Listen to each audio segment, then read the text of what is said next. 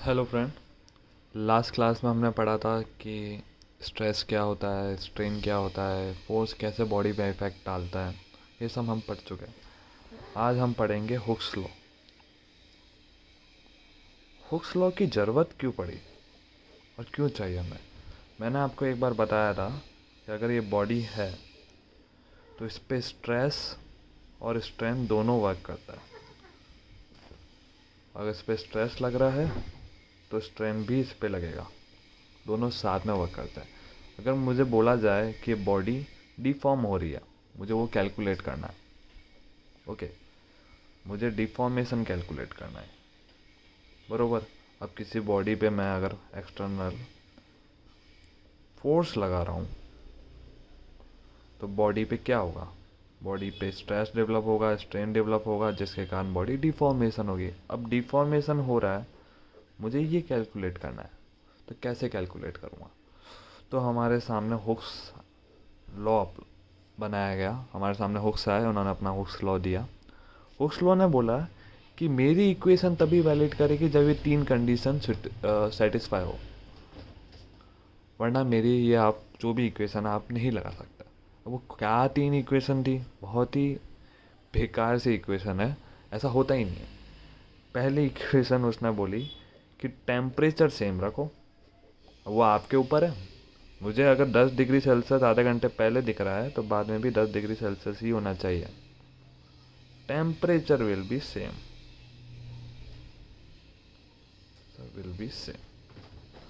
हमने बोला चलो ठीक है यार, कर देंगे। दूसरी इक्वेशन बताओ। दूसरी बोला उसने कि बॉडी की सरफेस स्मूथ होनी चाहिए। मतलब अगर ये बॉडी है तो इसकी सरफेस स्मूथ होनी चाहिए, सरफेस पे थोड़ा सा भी कर्व नहीं होना चाहिए। तो हमने पूछा उससे, भाई इससे क्या फ़र्क पड़ेगा तेरे को? हुक्स से हमने पूछा कि तुझे क्या फ़र्क पड़ेगा। तो हुक्स ने बोला कि अगर ये बॉडी है, कुछ ऐसी बॉडी है, और इसमें अगर आप देखोगे तो स्ट्रेस सेम है। अगर मैं इस एरिया की बात करूँ तो इस एरिया पे स्ट्रेस सेम लग रहा है, बट यहाँ पे स्ट्रेस मैक्सिमम हो जाएगा और यहाँ पे स्ट्रेस मिनिमम हो जाएगा।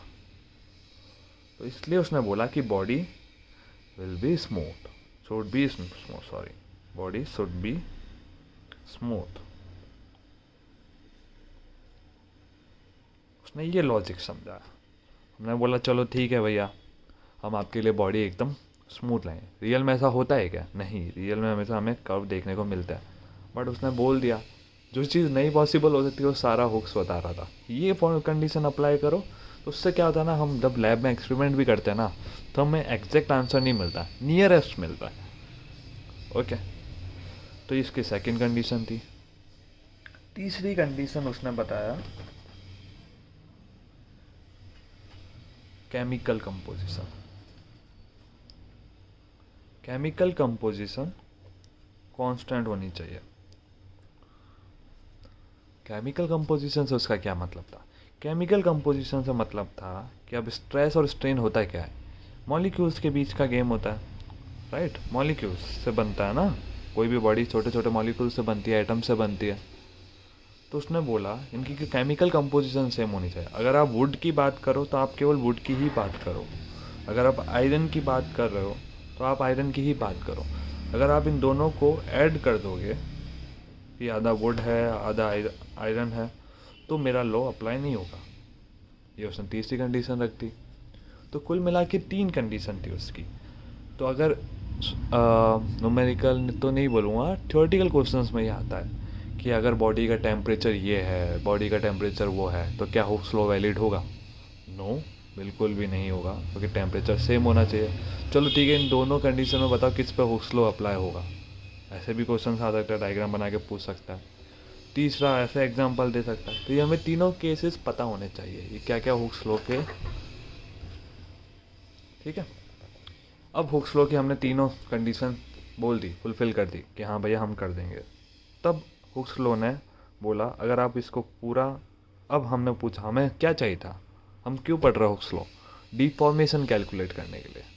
क्यों? क्योंकि अगर आपने देखा होगा हुक्स लॉ, आपने देखा होगा कि स्ट्रेन हमें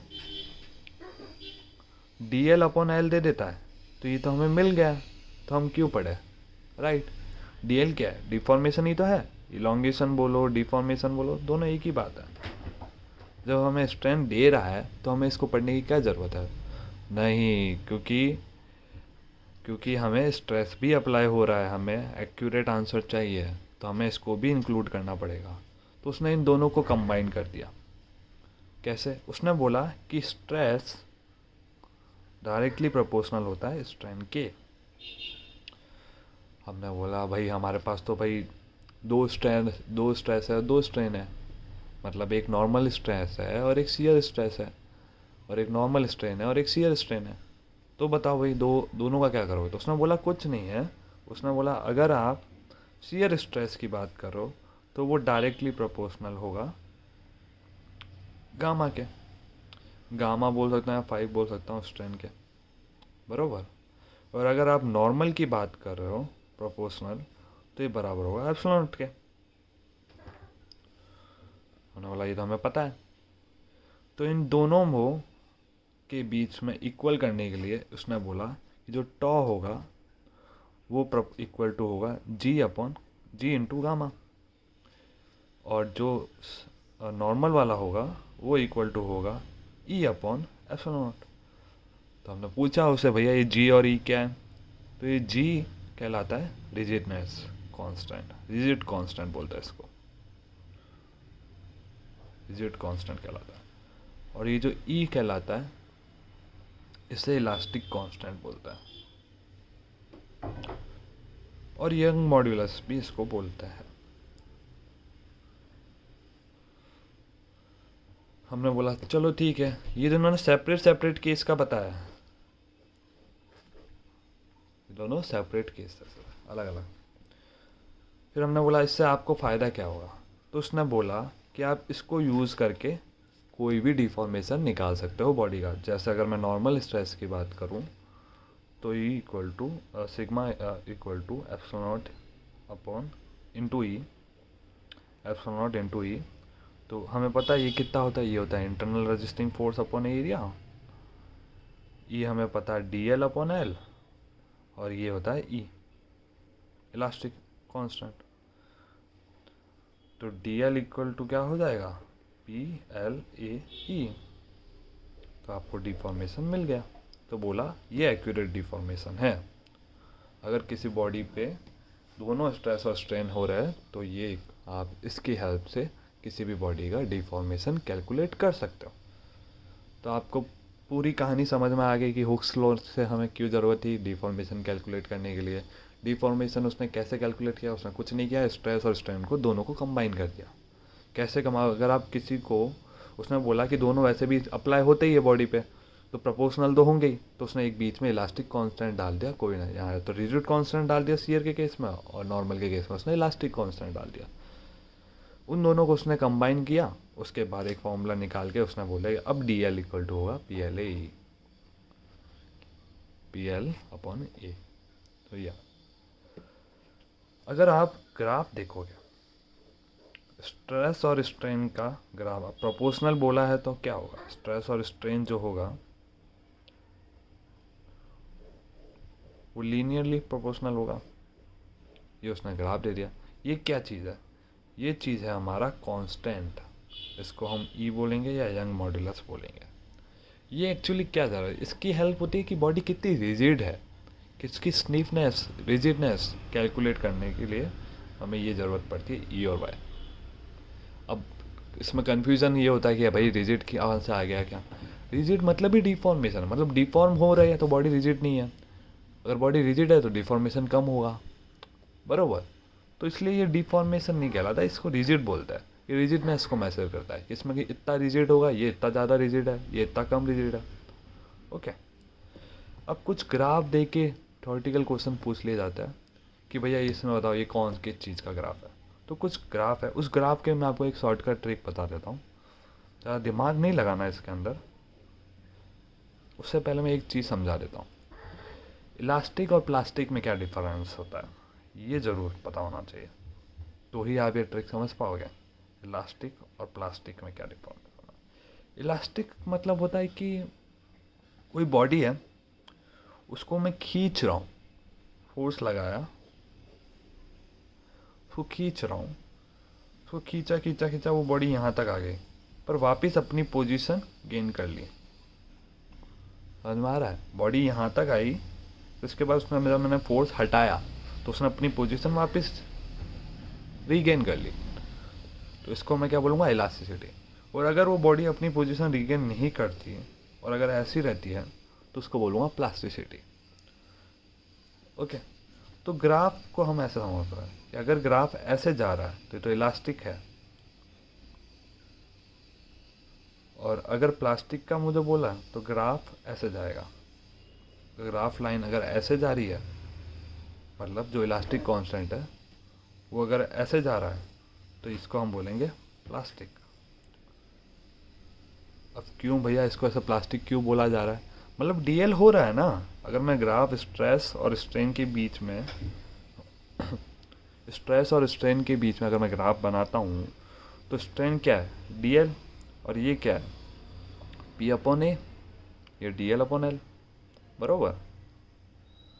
तो अगर ग्राफ की डीएल बढ़ती जा रही है, इंक्रीज हो रही है, इसका मतलब तो प्लास्टिक ही है ना।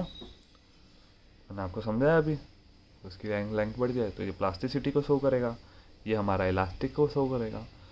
और ये जो टॉप पार्ट होता है, अगर ये चीज़ प्रोपोर्शनल वाली अगर यहाँ पे आ जाती है, ग्राफ में अगर ऐसे लाइन समझा देता है, अगर स्ट्रेट है, हॉरिजेंटल है तो प्लास्टिक, अगर प्रोपोर्शनल है तो इलास्टिक, और अगर ये है बॉडी सीधी स्ट्रेट ग्राफ बन रहा है उनके बीच में, तो इसको हम बोलते हैं रिजिडनेस।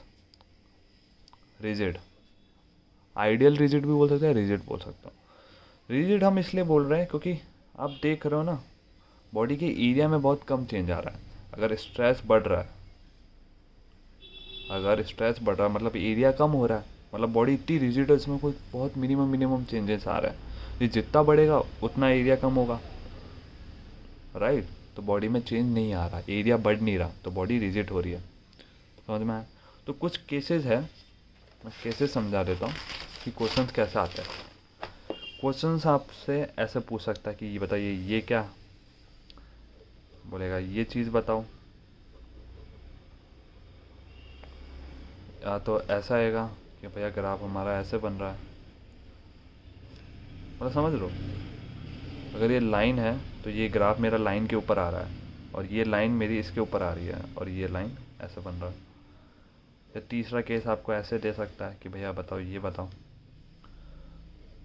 या फिर एक केस ये दे सकता है। अब ये 5 केसेस बन रहा है, पॉसिबल केसेस, तो इसको समझता है। इसका मतलब तो मैंने आपको बताया था, इलास्टिक, इलास्टिक मटेरियल से अगर ये ग्राफ बन रहा है, ये ग्राफ बन रहा है, तो प्लास्टिक। इसको आइडियल प्लास्टिक भी बोलता है।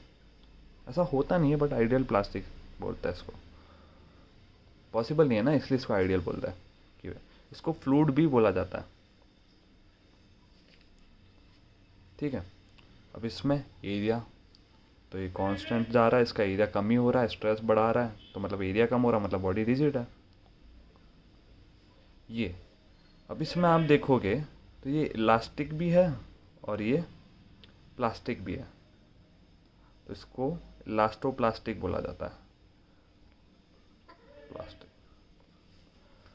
और अगर ये ग्राफ देखा जाए तो इसमें क्या पता चल रहा है? इसमें ये पता चल रहा है ये रिजिड भी है और प्लास्टिक भी है, तो रिजिड प्लास्टिक मटेरियल बोला जाता है इसको।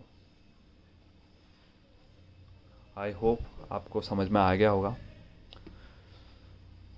इसमें कोई कंफ्यूजन नहीं होगा।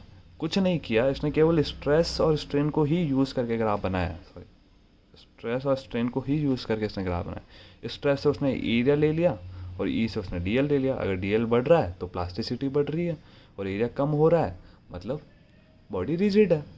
मैंने आपको पहले ही बताया था कि जो ई होता है, जो यंग मॉड्यूलस होता है, वो उसकी रिजिडनेस को मेजर करता है कि हाँ ये रिजिड होगा या प्लास्टिक होगा या इलास्टिक होगा। तो ये लाइन हमें यही हेल्प करती है समझने में, ठीक है। अब नेक्स्ट वीडियो में मैं आपको इसकी कुछ मैकेनिकल्स प्रॉपर्टीज़ बताऊंगा, मैकेनिकल प्रॉपर्टीज़। और एक और चीज़ बताऊंगा कि आपने एक बार, अब मैकेनिकल प्रॉपर्टीज़ क्यों ज़रूरी है, कि क्या है, ग्राफ हमें क्यों ज़रूरत पड़ रहा है। इनकी सबकी हमें ज़रूरत पड़ती है क्योंकि हम स्ट्रेन को तो मेज़र कर सकते हैं, हम स्ट्रेन को मेज़र कर सकते हैं कि उसमें कितना चेंजेस आ रहा है, डीएल कितना चेंजेस है ये, बट स्ट्रेस को मेज़र करने के लिए हमारे पास कोई इक्विपमेंट्स नहीं है। ऐसा क्यों है सर, स्ट्रेस को हम मेज़र क्यों नहीं कर सकते किसी, क्योंकि वो इनर मॉलिक्यूल्स में लगता है, और जो स्ट्रेन है वो सरफेस से बता सकते हैं कि हम इतना बॉडी डिफॉर्म हुई है तो पक्का इसमें इतना लेंथ होगा और इसका इतना डीएल होगा, हम कैलकुलेट कर सकते हैं। बट स्ट्रेस हम कैलकुलेट नहीं कर सकते, तो इसलिए कोई इक्विपमेंट्स नहीं है। तो उसको समझने के लिए हमारे पास हुक्स लॉ ने हेल्प करा, डिफॉर्मेशन समझाया। तो इनसे हमें, अब इन ग्राफ से हमें कुछ मैकेनिकल प्रॉपर्टीज मिलती है, वो अब हम समझेंगे कि क्या होती है। ओके, अगर आपको ये वीडियो अच्छी लगी हो प्लीज़ लाइक कीजिए मेरी यूट्यूब वीडियोज़ को, और मैं ऐसी वीडियोज़ लाता रहूँगा। Thank you.